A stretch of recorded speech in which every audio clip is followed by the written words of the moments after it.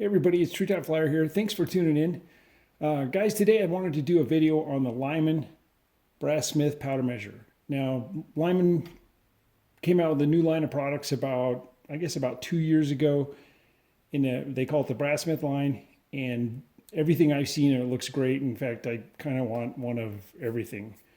But for now, I just have the Brass Smith powder measure. Now, I've had this little guy for about a year, I guess. And I first got it, I was going to do a video on it, and then I saw there was a lot of other stuff out there. So I thought, how about I just take some time and just use it, just get to know it and see what I like about it and, kind of where its quirks are. And so that's what this video is going to be about. This is after using it for a while. I've got some things to share, some observations. Hopefully they're organic. I don't go watch other people's videos when I do these because for better or for worse, I kind of would like to have my own ideas to share with you. So that's what this video is going to be about. My goal with this video, guys, is if you already have one, maybe I can show you a couple of things you haven't thought of with it.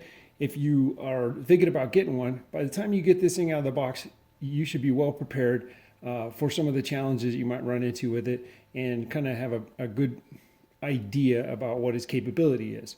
The video got kind of long, so at the end of this, I'm going to throw 3 different powders for you. I put that at the end in case you didn't want to watch it, but just know it's back there. And also at the end between the H110 and the AR comp powder measuring, I'll show you a really nifty way to drain the powder out of this thing. Just letting you know, I'm not paid by anybody. I don't get any free stuff from anybody. I don't have a relationship with any of the manufacturers or the people that you see on my channel. I'm just a regular guy. I think of myself as your next door neighbor, the reloader. So I can be honest and fair. I don't have an axe to grind against everybody. I think we're blessed to have so many great manufacturers that provide products for reloading. So that's where I stand on that. Real quick, I'm going to be moving this around. I'm going to keep this thing sitting up here like this. I have it mounted in one of my TTF powder stands over my Lee Classic turret press, kind of how I use it mostly. So if you see me swinging around and it's not readily apparent what that's all about, it's in one of my stands. I'll cover some of the obvious stuff here. It comes with a small Lexan or whatever plexiglass hopper. It's got a powder baffle, which is nice because it keeps the, pretty standard stuff. It keeps the powder weight uniform on top of the metering chamber. You've got it comes with 2 nice steel case adapters. This is the 22 version. The other one's larger. Use the larger one where you can. The 22, the only time I think you need it is if you're charging directly into a 22 caliber case. Other than that, it kind of has a small opening, so if you're using stick powder, you could get a log jam and end up with a short load. What else? It's got a nice ambidextrous handle here. You can mount it on either side in multiple locations. It's drilled for that. What else? Yeah, that's pretty much it. The construction, it is aluminum. Everything that's orange is aluminum, which I think actually probably keeps this a little bit more moderate in price. And then all of the black parts that you see are good machined steel. So the drop tube steel, all of your case adapters are steel, your thimble, your rotor, metering tube, handle, all steel. Anyway, so that's really nice. So my first impression when I pulled this out of the box was it was considerably heavier than I expected it to be, particularly for the size. My second impression was that it is quite a bit smaller than I expected it to be. I didn't really have a frame of reference for it. I hadn't seen it compared to anything, so I'll show you a comparison. Here is, if I can get it in there. Here's my old Hornady that you've seen on the channel probably. And you can see that in terms of capacity in the hopper, there's quite a difference there. So for me, that's not an issue, but that might be an issue for some people. I can blast through, 100, 200, 223 with what's in here. which is no more than I usually reload at a time, without too much trouble. So I think that's worth noting, but it wasn't a showstopper for me. Another thing that's notable about this is here's an old RCBS Uniflow, and you see the standard is that this is all made out of steel. This part up, all the way down. It's machined one piece all the way down. You got your threads down here, and they make it out, like I said, one piece. They did that different here.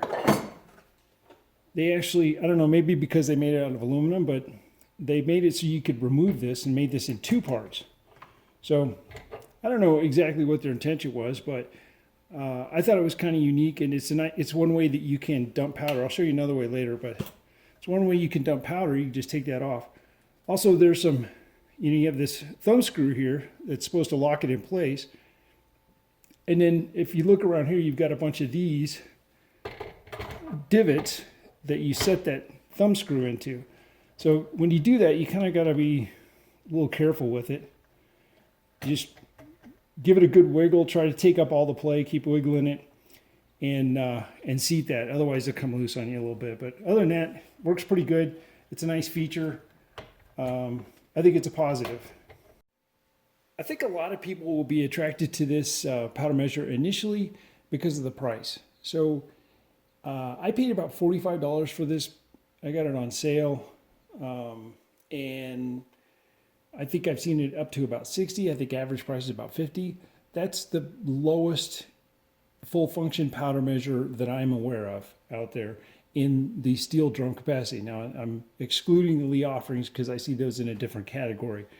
But in the steel drum type that this is intended to be in the range of, this is the lowest price I'm aware of. So there's a second way that this is economical, and that's part of the innovation of the design here. With the typical powder measure, when you buy your powder measure, you get a drum, usually for rifle, that ships with it, and it's intended for larger capacity. But if you want to get all the way down to pistol, say 5 grains of unique or something, you end up having to buy a second drum. That's typical. And it usually has a smaller bore here. Let me put these up together so you can see them. There's a couple of RCBS here. Very typical. In the case of my Hornady, here's the stem out of the rifle, and then here's the pistol stem, and here's the pistol drum. Now, when you look at these, all of the metering, this is very traditional here, all of the metering is done in the drum itself. So if you need more capacity than that, you have to get a larger drum. And what they've done here that is super innovative in my opinion is you have the capacity of the drum that's metered just like these other ones, and then they add a metering tube to extend the range of this drum. So you have the ability to meter powder from here all the way down to the length of the metering tube that they add on. So they really have a one-size-fits-all in this, and the range on this unit is listed between 1 grain up to 130 grains, that's a lot of capacity for such a small powder measure. If you look at, say, a 300 Win mag, you're looking at about 80 grains, depending on the load. So at 130, this is more than enough to do most anything anyone would want to do. A little bit of a capacity issue up here in terms of storage for charging, but in terms of its ability to meter that amount of powder, it's capable of that. So that's pretty innovative. Now, it's not without its problems, and we'll cover that in a minute. I'll show you. It's sort of a great idea with, maybe some not so great execution. One of the things that's important for us to get good performance is we need a good tight machine fit. So we need a good rotor to housing fit so that we don't get any variance in there. And this has that. It's pretty nice. Another thing we need is a good seamless conduit that's smooth and well machined for the powder, once we take the trouble to measure it, wipe it off, and drop it, that powder has a nice conduit to go all the way down into the case. If we leave any powder in the metering chamber or any powder in the drop tube, we leave that behind, you know, whether it sticks to the walls or whether it catches on some rough machining or anything like that, that's going to cause uneven loads or inconsistency. So that's what we don't want. Let's take a look inside here. Let's start with this part. Let's open this up. We'll open that up and I'll shine a light in here and give you a good look inside this housing. So you see the first step there. That's where the drop tube fits up tight against that. And then you see the tube coming down. You can actually see a little bit up in the, try to move this around a little bit. You see a little bit of the inside the rotor, and then you see the area between here and here, nice and smooth machined. And so I find that to be conducive to giving us a good performance. Now let's take a look at the drop tube. So again, when you look inside the drop tube, you see it's nicely machined, it's very smooth, and then the second thing you notice is it's cone shaped. So it's literally shaped like a funnel. So that's a nice feature as well. I don't see any reason why you don't get good performance. You wouldn't get good performance out of the way this is put together. Now, just a couple of things to note. This piece right here, your case adapter, it's got a little bit of a ledge on it here. Now that's supposed to seat all the way up in there. I have had this catch a few times with powder on it, and I wasn't paying attention, and it wants to stop short of being all, you know, tight all the way up in there. So that becomes a possible catch point. So make sure that you are mated all the way here so that you get that nice seamless conduit all the way down. All right, before we take this apart, let's cover the metering a little bit, how this is done. This is quite a bit different than a lot of your other powder measures out there, anything I'm familiar with anyway. So you have this thumb screw here that works, it locks the thimble here to this metering rod or metering piston. What do you want to call it? So you can see that is turning there. See, there's a flat machine on this metering rod, and that's where you're supposed to lock this down to. And then all of your fine adjustments are here. You see it turning on the metering tube there. And that's just, you know, basically you just make it run the metering rod in, that drops the load, bring it back out for a larger load. So there's two, that's your fine measurement. And then you have a coarse measurement, which is how you can literally just pull this metering rod right out for a much larger load, tighten the lock screw, thumb screw, and then make fine adjustments from there on. Now there's serrations on this metering rod and there's serrations on this thimble. I don't find them to be particularly useful. They're not numbered or anything like that, and it wouldn't make any difference anyway because you have too many combinations of where this is and where that is. So in practical purposes, if for some reason you should be working on a load and you end up running out of threads here, all you have to do is loosen this thumb screw to where it spins freely without turning the metering rod. Back it out, take another bite, lock it down, and now you can make a fine adjustment again.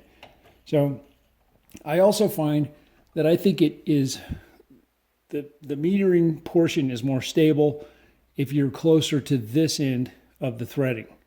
So that's just a little bit of a fine tip. Let's pull this apart and let you take a look at everything here. We'll take the thimble off. And see, I can wind that all the way down just like that. And that's free. So now I've just the metering piston or rod is up inside the metering tube and rotor. I pull this out, take a look at it. One thing you notice right away What they did is, you know, for finer measurements for pistol, you like something a little smaller than the large rifle, like this is Hornady again. And you see they've kind of split the difference here with the metering rod that they put in there. And one of the things you notice on the metering rod, see if I can bring that in here for you, is that it's got an O-ring here.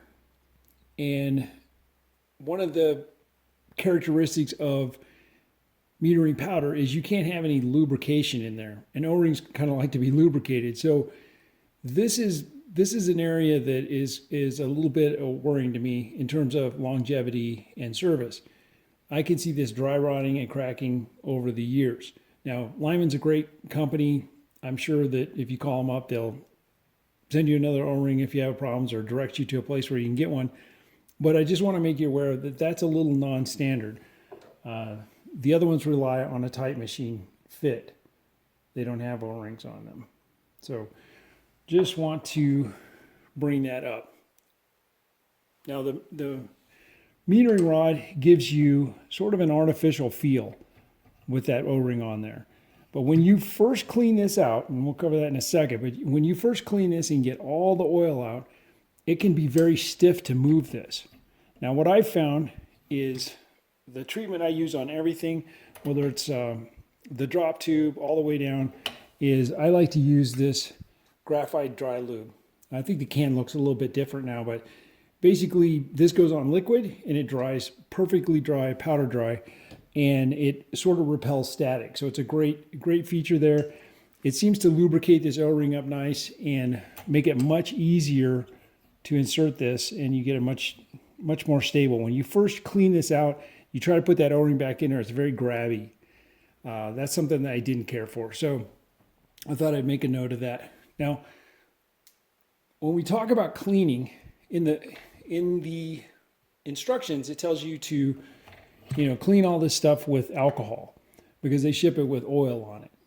And this is true with any powder measure. So if you're watching this and you have a different powder measure, one thing that's the most important thing that you do when you get a new powder measure is to clean all of the oil out. And I don't mean just wipe it down. I mean, it has to be dry like paper, like Sahara Desert. You have to remove all of the residue. The reason for that is powder will stick to that, will be attracted to the oil inside here. And when you're doing your powder drops, some of it's going to stay behind on one drop, and the next time you'll have some extra cave off and fall down, and you're not getting a clean drop from the metering chamber all the way down. So I use acetone a lot of times. If you use something that harsh, you have to make sure you don't get it on your painted surfaces or your powder coated surfaces or plastics or anything like that, because it will dissolve plastic, literally. So anyway, just understand that. Now, again, for all of my surfaces in all of my powder measures, everywhere where the powder touches from here to the bottom of the drop tube gets a treatment of graphite lube, spray on graphite lube. All right, I'm going to take out the metering tube so that I can show you better. Now, in order to do that, there's no flats on here to grab with a wrench or anything like that. So I'm going to use a piece of leather to protect the thread so I don't damage anything. If you decide to do this for cleaning, I recommend that you do something similar or use soft-jawed pliers. I don't actually have any, but this will suffice. And let's take this metering tube off. All right.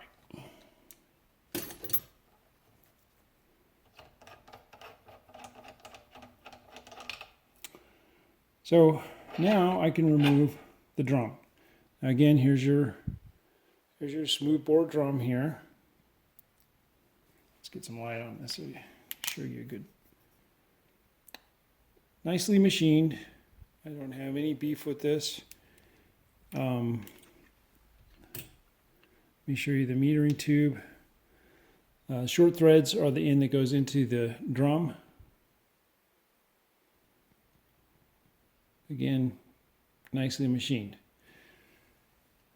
So that is where the good news stops. On this particular one that I have, and I don't know if this is all of them, but I can show you this, there's a little bit of a problem here in terms of machining. Again, best idea, maybe not the best execution. So if you look here, you see that the inside machine part here is nice and square. That's good because this has to pass through from this surface to the interior surface here. But if you look on the inside of the drum, when they machine this, they cut a radius on the inner, oops, I'm not showing you that very good. Try to get this up close. You can look in there, if you can see that, there's a radius on the inside there. So when these two pieces meet, you have a little divot all the way around. Now what happens is, first of all, so that's not how you want to machine something like this, especially when you have to pass an O-ring from one chamber to the other. It's going to catch on there, and it does. See if you can actually see it. See the edge of it right there just a little bit. Anyway, so that is, again, poor execution in my book. Now, the way you feel that is when you run the metering rod up in there, you can actually feel that section.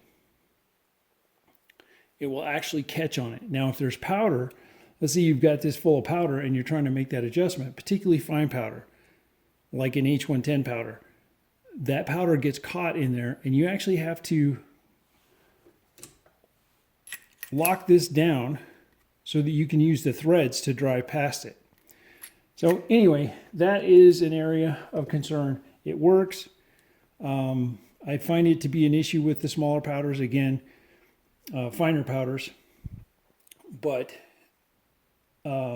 just in terms of where that occurs, with H110 powder, below that notch is about 43 grains. So that's a lot of H110 powder. If you're doing 300 blackout with H110, you're never going to find that spot. You're going to be all in this metering portion of the drum here. So just that's the real deal. That's the truth. Now, before we go and measure powder, let me just show you this. I'll put this back together for you real quick here. Again, when you put this back together, you want to make sure that you snug this down if you take this apart, because this will back out and it'll get loose and it'll cause a variance while you're measuring powder, and you don't want that. So I'm going to go ahead and put that leather back on there, and I'm going to give a little bit of a tightening squeeze so that it doesn't come loose. And go ahead and put the metering rod back in. We'll reinstall the thimble. I'm going to give you the last little bit of bad news out of this thing that is kind of bothersome for me, that I don't care for. So this is a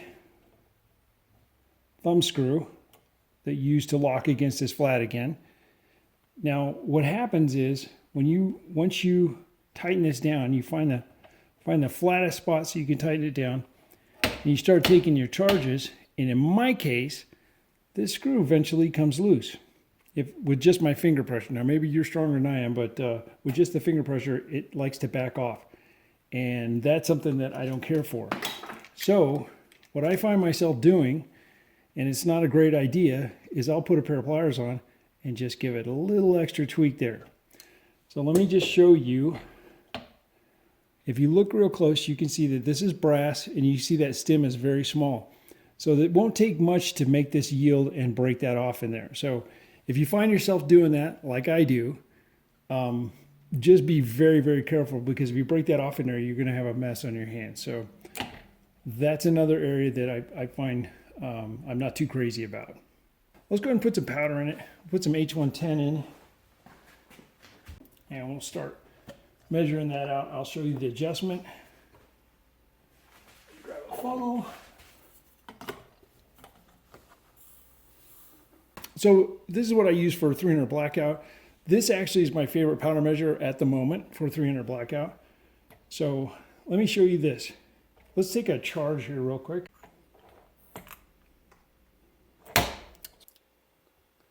So that's 72 grains of H110. That's a lot of H110, boys and girls. That'll probably disassemble most anything out there. So obviously we need to make an adjustment. My standard load is 18.2. So start adjusting this. Now, remember I told you there's a catch point in here, especially if you have powder.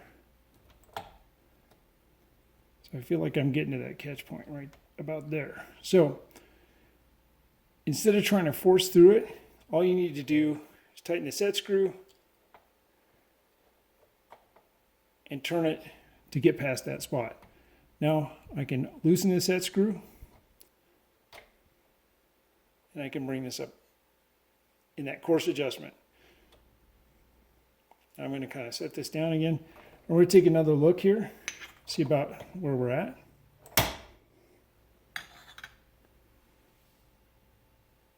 Wow, that was actually pretty close. So let's see. So now you don't have anything to reference these marks to, but let's just use our eye to try to figure that out. That was a 0.2 in my book. I should have stabilized this before I start looking for specifics, but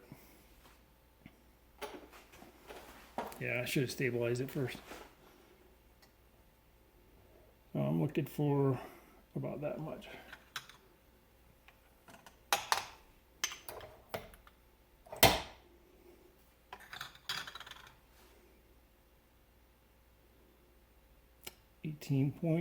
Look at that, 18.2. See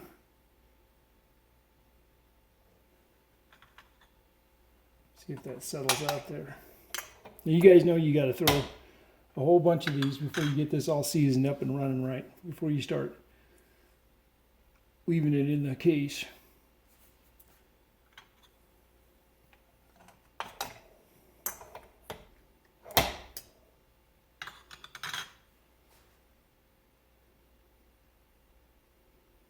Looks like I'm just a little tiny bit short. We'll make a little bit of an adjustment there. So I don't think I don't have any trouble making little fine-tune adjustments. And there's 18.2, 18.3 back.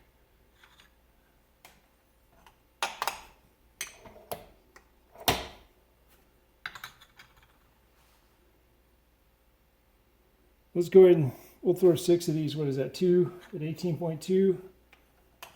See how it give you a real good look at it. This thing really does good with this fine powder. In fact, it's trickle up pretty much in that range for me most of the time.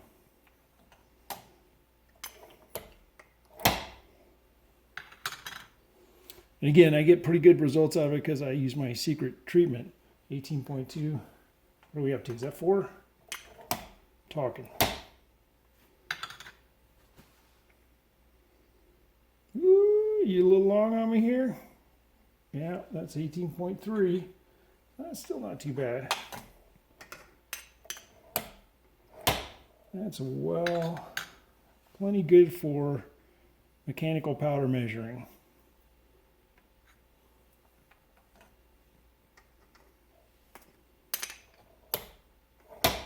What are we up to? That's 7. Come on now. 18.2. All right, boys and girls. As far as I'm concerned, that is usable. So really good with the fine powders. And that's not untypical. Most of your powder measures are that way. Most of them are better with the fine powders. Some of them leak. This one doesn't. It doesn't leak at all. What else? So basically, when you know, most of your drum style powder measures, and I'm excluding the Lee offerings because they're built different, but most of your drum style powder measures are going to cut grains.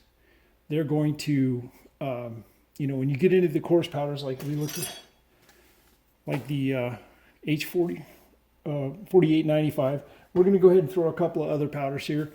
But when you get into those coarser powders, they're going to want to cut grains. And what grain cutting is when the, you know, just the grain kernel is big enough that it gets caught between the rotor, between the housing and the rotor, and you rotate and the grain is stuck in between. And you have to actually break that grain or cut it. And I personally find that most of the grain cutting, when you cut grains, you're usually off on that throw. Not always, but usually. So that's just the nature of the beast with the style of drum powder measure. So I find this to be very, very much, you know, kind of in that vein. So let me just show you a quick way to drop the powder out of here. Another one. I already showed you can take this apart here and just lift the whole thing off and drop it. That's one way to do it. Another way that I'm actually kind of like is I just take the thimble off like so. And you got to do this in the right order or you're going to get mad at me. Stick your powder container up underneath the drop tube. Take the charge that remains in the rotor. Hold it in the up position. Pull the metering rod out. And just dump it right out into your container. See that powder falling out? There you go. Okay guys, the next powder in the lineup is Air Comp. Get this going running here. I should have this set for 23.7. Let me show you what this looks like. It is a stick powder, but it's sort of a short stick powder, so it does meter fairly well. Let's go ahead and run that. That was a cut grain here. That one I think I spilled a couple. We'll get this going. All right, let's see what we got here. 23.5, 23.6, okay. Let's keep going.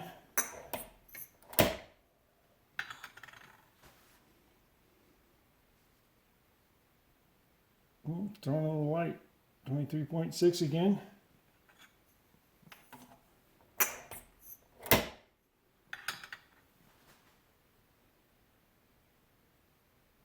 .6 again.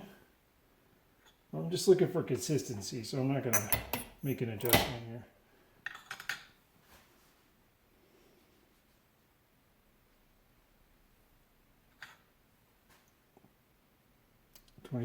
.5, so far a tenth of a grain. 23.6.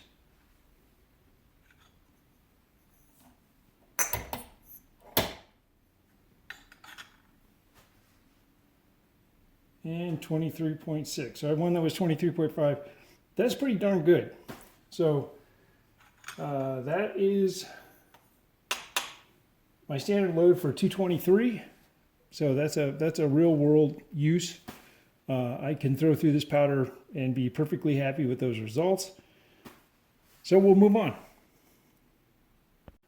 Okay, so for the worst case scenario powder, we're going to take a look at 4895. And I just picked a random load, like you'd see in a 308, of 45 grains. So let me just open that up just a little bit. Let me give you a look at this powder here. This is a stick powder or a grain powder. If you remember the AR comp, these sticks are a little bit longer, so you're going to get more grain cutting. And this is going to probably be the most difficult powder for a powder measure to throw, in my opinion. Let's see what we got here. 44.7.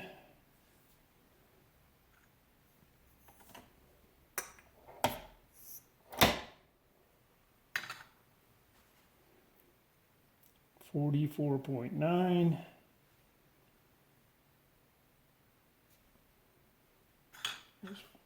45. I think that's probably closer to 44.9. 44.6.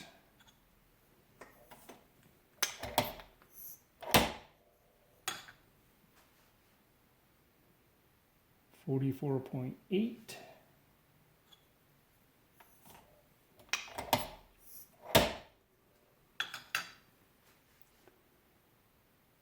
44.7.